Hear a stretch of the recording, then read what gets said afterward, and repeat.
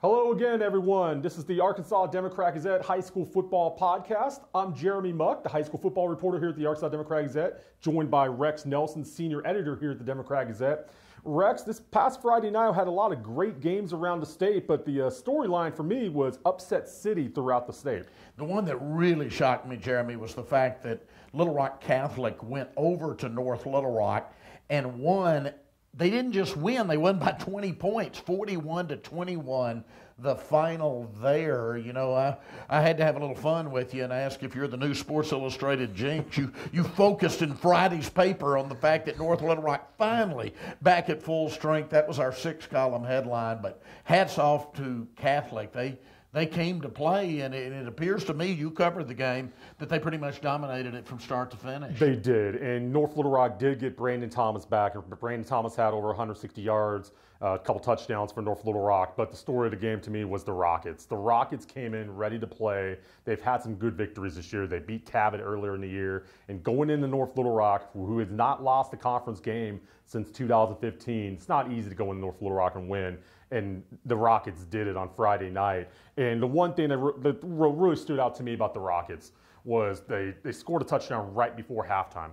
Huge momentum shift there. And the Rockets outscored the Chargers Wildcats 20-0 in the second half. Yeah, just an outstanding performance by them. You know, it's getting at that point in the season now. We've completed 8 Fridays of football. We've got 3 weeks left in the regular season, where you really start looking, and we talked about this a little bit last week, but now you really start looking at the brackets, you start looking at the conference standings, and I tell you, it's seemingly almost every game these last few weeks will have an influence on who makes the playoffs and where they're seated come playoff time. Yeah. So a lot of important games this Friday night. Absolutely. And, you know, one of the big upsets, you know, from last week, too, that can affect the conferences is West Memphis beating Jonesboro, in Jonesboro. That was a huge victory for the Blue Devils. It really was.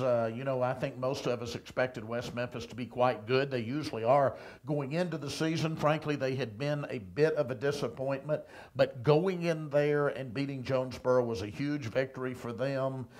Jonesboro sustains its second loss, I believe, overall in the season. So, yeah, that was an upset. I didn't see that one coming based on what had happened the first several weeks of the season. You know, just looking at Class 7A, you know, we mentioned the top team so far. I mean, Bryant, once again, 55-0 over Fort Smith Southside. Austin Ledbetter had 5 touchdown passes for the Hornets. Once again, Bryant invoking the Arkansas Activity Association sportsmanship rule, or some would call it the mercy rule. It's like every week, 55-0 over Fort Smith Southside, and I really do think that we may end up, when this season ends, saying, where do we place this Bryant team in the pantheon of great Arkansas high school teams of all time? Now, somebody may upset them along the way, but boy, I'm beginning to have my doubts. If anybody can hang with them in the playoffs, I think it may be Bentonville. They are playing very well last night. They beat a decent Fayetteville team 55-14 on Friday night. Of course, Bentonville West keeps getting better. They posted a very important 24-20 win over Springdale Harbor. So over in the West, we may all be watching again this year that battle of Bentonville versus Bentonville West come the end of the regular season. Oh, yeah. I mean, the Bentonville West game, I mean, that's the final week of the regular season. That game could very well be for the 7A West title. You know, you mentioned Bentonville beating Fayetteville. Big rivalry game. The Tigers go into Harmon Field, beat Casey Dick's Bulldogs and decisively, 55-14. That was a really impressive win for the Tigers. But, you know, also looking at the 7A Central, you know, Cabot beat Little Rock Central 43-20. The Panthers were trailing 13-0 before going on their run. Another nice victory for Scott Reed and the Panthers. Yeah, absolutely it is. And how about Conway? They had a game tied against Fort Smith Northside, 20-20. They have a fumble. 2 Northside players, the way it was described to me, one tried to scoop, couldn't get the ball. The other tried to fall on it, it squirted out. I mean, at that point, at worst, we're going to overtime. Instead, Conway recovers that fumble. They kick a last-second field goal, and they beat Northside by a final score of 23-20. That was certainly one of our most exciting games in 7A last week. Absolutely. Conway Wampus Cats getting it done again, improved to 5-2. 3-1 in the 7A Central, and Will Hogue with the game-winning field goal for Conway. Just a big kick for Hogue. Yeah, absolutely. And Conway, again, has the ability to win some games come playoff time. Yes, really good job by Keith Fimple out there. Just 7A Central is full of great coaches right Yeah, now. There's never an top off to week. bottom. There's never an off week in the 7A Central, folks. Just going down the line, just Class 6A, Greenwood beats Russellville 42-20, remains number 1 in Class 6A, still number 2 overall. Yeah, no doubt about it. Rick Jones he's had many great teams at Greenwood, and he's got another one there this year. So we've kind of gotten used to that. I mean, that may not be fair to Greenwood, but it's almost ho-hum Greenwood's number 1. So given that, I think the story of the year has been Searcy so far. We'll see how far the Lions go in the playoffs, but 42-6 over Pine Bluff last Friday night, Jeremy. What a turnaround we've seen in that Searcy football program. Yes, Mark Kelly has done an excellent job there at Searcy. And just imagine you look at this score, say if you've been in a coma for a couple years, and you look at that score, you say Searcy 42 at Pine Bluff 6, you're thinking, wait a minute. Pine Bluff's held at 6 points by Searcy at home at Jordan Stadium. Are you kidding me? Yeah, those roles were just reversed just a few years ago. Pine Bluff was the power and Searcy was the whipping boy. Absolutely. I mean, Searcy, they get a big game on Friday night. Could be for the 6A East title. They get to host Jonesboro, who's coming off that loss to West Memphis, like we mentioned earlier. That's a pretty big game up there in White County. It really will be. Lake Hamilton continues to play well, 28-17 over Siloam Springs. Benton still wins conference games. Not always pretty, but they're winning every week, 41-31 over El Dorado. And hats off, we talked about this some last week, but hats off to Sheridan. Talk about turnaround in a program, 35-14 over Little Rock Hall. They're sitting at 5-2 overall now. Oh, yeah. I mean, Lake Hamilton and Sheridan right now. I mean, the 6A West, obviously it's Greenwood right now, but Lake Hamilton goes to Sheridan on Friday night. And you want to talk about quick games as a sports writer? We love the running clock. We love running the football.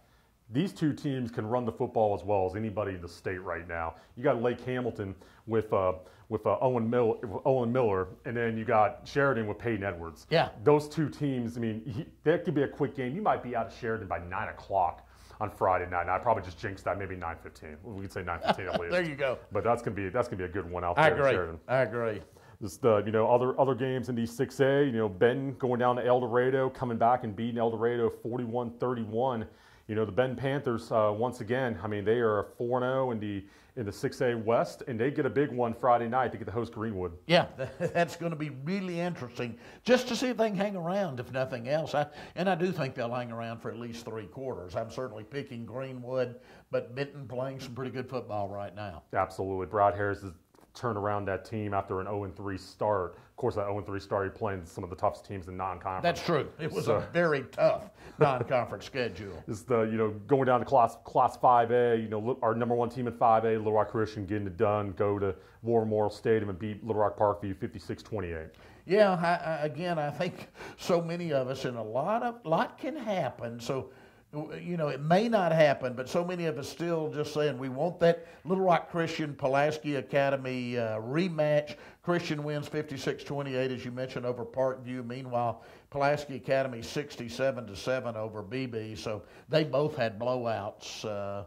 Harrison continues to play well. Didn't have as big a blowout, but that's a pretty good Greenbrier football team. So still an impressive victory as Harrison won its game 24-7. Yes, the Goblins getting it done once again. I mean, obviously right now, the margin of victory, they beat Greenbrier by 17, but Greenbrier has always been a competitive team. They're always going to give you your hardest. So, that's not really too surprising, I guess. I mean, the biggest thing is you get 13 playoff points. With 13 points, that's the most important thing, really.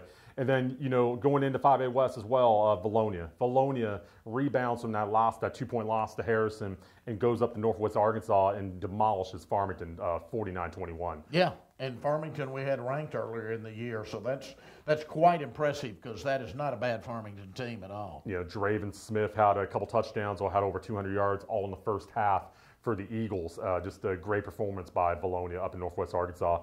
It's going into 5A East, win over Batesville, big rivalry game over there in Eastern Arkansas. Yellow Jackets get it done up in Batesville, 21-7. Yeah, they get it done. So win again. It's got a couple losses overall, but could make a run in the playoffs.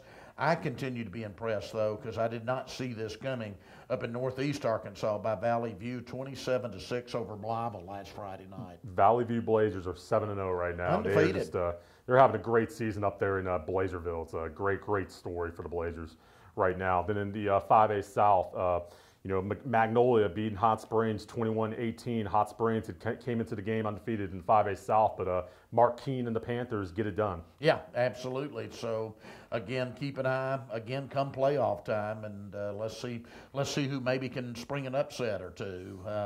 I don't think those are dominant teams down there, but we'll see. Surprises happen come playoff time. It's a great thing about high school football. You just never know what can happen. Yeah. It's the Class 4A, 7-4A once again. Joe T. Robinson, our number one team in Class 4A, goes down to Malvern 46-7. Arkadelphia shuts out Ben Harmony Grove 19-0. Bauxite remains undefeated with a 32-14 victory at Fountain Lake. And Nashville beats Ashdown 55-20. A lot of people call the 7-4A the SEC of high school football. I think it's very true this year. SEC West, if nothing else. Now, Bauxite, they have to close the season. I want to say bless their heart with Joe T. Robinson, Nashville, and Arkadelphia, all three. Those are the three games they've got remaining. So we'll see if they're for real. I think just winning one of those would show us that Bauxite has turned around and for real. But, Nashville, Joe T., Arkadelphia, all looking very strong. They've already played each other. They've got one loss each. Arkadelphia, without its starting quarterback, Cannon Turner, they were a little slow starting on Friday night. They led Benton Harmony Grove only 6-0 at the half, but ended up winning 19-0, whereas, as you said, Joe T. Robinson and Nashville both had blowouts. Robinson 46-7 over Malvern, Nashville 55-20 over Ashtown. So these next 3 weeks, it's going to be interesting to me to see if Bauxite can pull an upset or two as they play those 3 teams. And Bauxite goes to Joe T. Robinson on Friday night. This Friday, yeah. And that game last year, played in a monsoon out at the pit in Bauxite. Bauxite won that game last year. So the Senators are looking at this week as possibly a revenge game from last year. Oh, yeah. There's no doubt about that at all, and they are playing very well right now. Other storylines in Class 4A, Shiloh Christian still rolling 49-18 beating Gentry. Shiloh Christian, once again, 7-0. Yeah, 7-0, very good football team, and if anybody can break up the 7-4A, I think it's probably Shiloh Christian. Given their great tradition, I still have to go down south and keep an eye on Warren. They're not impressive this year. They only beat DeWitt 36-30. The scores aren't impressive, but Jeremy, they're winning, and that's still the bottom line, is winning football games. Absolutely, and that's as long as you win by 1 point, you win. And these games right now for Warren, they know how to win in November. And Bo Hembury is trying to get that team ready for the playoffs. Absolutely, yes. And that's what they're trying to do right now. And Warren's had a nice run so far. They've won 3 in a row since losing to CrossFit in the 8-4A opener. So hats off to the Lumberjacks. Still working down there. I mean, they're never gonna be outworked. That's for sure. That is for sure. And other storylines in Class 4A, just the 2-4A. Just want to talk about Cortez Lee and Mills.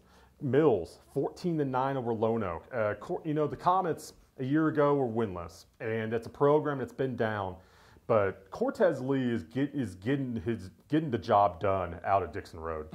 Absolutely. There's going to be a turnaround there, I predict, as we watch these next 3 or 4 seasons, if he stays there and he can keep building that program. Yeah, I mean, Mills obviously has been a basketball school, and they got a lot of great athletes at Mills. But if you can get some of those kids that come out for football as well, there's no doubt that the Mills Comets will be heard from the next couple of years. Yeah, no doubt whatsoever. And, another game in Class 4A, Riverview beating Stuttgart 41-38. Drake Widener and the Riverview Raiders are 6-1. How about the job Drake Widener's been doing up there? Yeah, another good job up there. Again, one of those teams that could get hot come playoff time. So keep them on your radar screen at least. This is about the time of the year where I really start to look at playoff brackets and see, okay, is this conference going up against this conference and whatnot? And by this time next week, we'll start to have an idea of like where teams might line up. And that's always one of the fun parts about this job, is especially looking at the brackets to be like, oh, this team's going to play that team. They have to go up there in Thanksgiving weekend possibly. I mean, it's a lot of fun to do that. But now going down to Class 3A, just Hardin Academy once again, 45-0.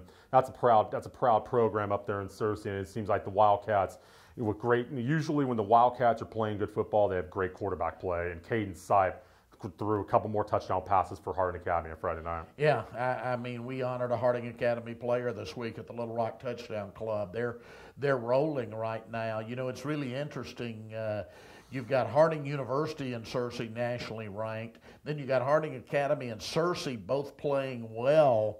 And so I was kind of playing around on social media over the weekend on whether to declare Searcy or Arkadelphia, with the high school there, and both Washita and Henderson with one loss between them, which I would declare as the football capital of Arkansas right now. But Searcy, one of those towns where they're winning at both the high school level and the college level this year. There's some good football going on in Searcy, Arkansas. It's a good time to be a football fan in Searcy. I mean, it really is. You can go anywhere on a Friday night, and you're not going to be disappointed, especially here in 2019. Just a couple more games in Class 3A to jump off the page for me. Just Boonville beating Mansfield 48-27. Boonville defending 3A champions. Scott Hyatt doing another good job there at Boonville. Just a couple more scores. Clinton beating Yellville Summit 37-8. The Yellow Jackets have rebounded since their conference opening loss to Hardin Academy. And also Osceola beating Harrisburg 49-7. And Harrisburg had started off 5-0, but they've lost 2 in a row now to Newport and Osceola. Yeah, and those are two good teams, Newport and Osceola. Again, both capable of making deep runs in the playoffs. So keep an eye on them over in East Arkansas. Meanwhile, you go down in the south half of the state, and Rison, Prescott, Camden, Harmony Grove, McGee, all teams in 3A that I think we need to keep an eye on. Absolutely, yeah. Some very good football being played in 3A right now, and no matter what part of the state. And definitely, I mean, Rison, Prescott, Camden, Harmony Grove, and Prescott and Camden, Harmony Grove play next week. Oh, yeah. By the way, that's going to be a huge game in the 5-3A. We're going to try to get somebody down there. Yeah, for that they game. both had huge wins last Friday. Prescott beat Genoa Central 48-26. Harmony Grove beat Centerpoint 48-14. So they're both rolling right now. Yes, and Class 2A, just Earl beats Marvel 76-6. Ooh, that's a big thumping right there. And Hazen rebounds from their loss to Des Arc, beating Clarendon 26-14. Fordyce over Parker's Chapel 72-29. Junction City beats Bearden 44-0. So Class 2A, the top 6 Class 2A, just getting it done. Yeah, they really are. I mean, you look at those scores you were listing. Fordyce with 72 points on the board. Junction City with 44 on the board and a shutout, 44-0 over Bearden. Foreman put 40 on the board in a shutout, 40-0 over Mount Ida. Go over to East Arkansas. McCrory put 48 on the board. So there's some good teams all over in 2A. Des Arc did not play last week, so they'll have 2 weeks to get ready for their next opponent. And, they traditionally peak at the right time come playoff time. We've seen Des Arc in state championship games before, so keep an eye on the Eagles also. Absolutely. And the game of the week in Class 2A is down the 8-2A, Fordyce at Junction City. No doubt. Number 2 Fordyce and number 1 Junction City. How about that one, Rex? It should be fun. I mean, and as we talked about a little bit last week, already looking ahead, those are 2 teams with great traditions going back many years, 2 towns that love their football. I'm stuck in a radio studio on Friday night, but if I could get out in the state, I love those small towns where football means so much. That would be one I would really be tempted to go to. Oh, yeah, absolutely. And, we'll have coverage of that game in the Arkansas Democrat Gazette on Saturday for sure. And we got plenty of games around the state that we'll be covering. Bryant Cabot, and I'll be in Cabot on Friday night to go watch the Hornets play. Just have not seen the Hornets in person since the Salt Bowl. So, we'll see how Buck James and you got Buck James and Scott Reed in that game. That's actually a pretty good coaching matchup. Two of the great coaches in Arkansas. Absolutely. Yeah, another big game. So we mentioned Jonesboro at Searcy. Pulaski Academy at Parkview, Bauxite at Robinson, Fordyce, Junction City. There's definitely some great games around the state this weekend. So on Friday night, if you're bored, you want to go watch a high school football game, there's definitely some good games to go watch. So we'll definitely have coverage of high school football throughout the week here at the Arkansas Democrat-Gazette. For Rex Nelson, I'm Jeremy Muck. Thank you for watching, and we'll see you next time.